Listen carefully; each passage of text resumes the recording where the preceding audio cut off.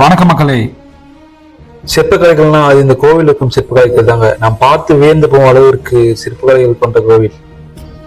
ஆமாங்க, இந்த கோவில்ல மிகவும் தத்ரூபமாக செதுக்கப்பட்ட மொத்தம் 42 சிலைகள் இருக்குங்க. இந்த கோவில் இந்தியா தமிழ்நாட்டில் திருநெல்வேலி மாவட்டத்தில் உள்ள கிருஷ்ணாபுரத்தில் இருக்கும் வெங்கடாஜலபதி கோவில் தாங்க.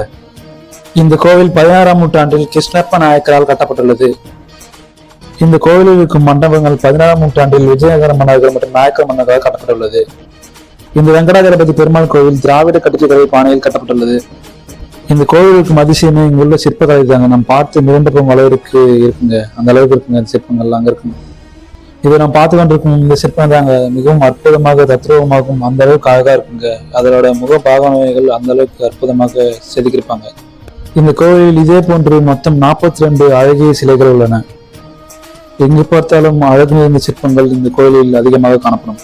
இது நாம் பார்த்து கொண்டிருக்கும் இதுதாங்க இந்த கோவில் இருக்கும் சிற்பங்கள். மிகவும் தத்ரூபமாக அழகா இருக்குங்க. பாருங்களா எவ்வளவு அழகா செதுக்கியிருக்காங்க.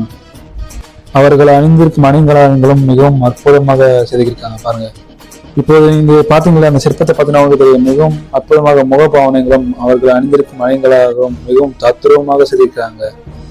முதலில் இந்த ஊரின் பெயர் திருவேங்கடராயபுரம் என்று இருந்தது. அதற்கு பின்னர் கிருஷ்ணப்ப நாயக்கர் ஆட்சியின் போதுதான் கிருஷ்ணபுரம் என்று பெயர் மாற்றப்பட்டுள்ளது. இங்கிருக்கும் தூண்களை பாருங்களேன், எங்கு பார்த்தாலும் சிற்பக்கலைகளுடன் மிகவும் அற்புதமாக இருக்குங்க. இந்த கோவிலுக்கு வந்தீங்கன்னா நீங்க ரசித்து கொண்டே இருக்கலாங்க, அந்த அளவு இருக்குங்க சிற்பக்கலைகள். இப்போது நாம் சென்று கொண்டிருப்பது இந்த கோவிலின் சுற்று மண்டபங்க. மிகவும் அற்புதமாக கட்டிருக்காங்க பாருங்களேன். இங்க இருக்கும் ஒவ்வொரு தூண்களும் பாருங்களேன் மிகவும் பிரம்மாண்டமாக கட்டிருக்காங்க பாருங்களேன். மிகவும் அற்புதமாக இருக்கு இங்க இருக்கும் ஒவ்வொரு தூண்களும். நான் பார்த்து கொண்டிருக்கும் இந்த சுற்று மண்டபத்தை பாருங்களேன் மிகவும் அழகாகவும் அற்புதமாகவும் இருக்குங்க. இந்த கோவில் 108 திவ்ய தேசங்களில் விஷ்ணுவுக்கு அர்ப்பணிக்கப்பட்ட கோவில்களில் மிகவும் ஒன்று.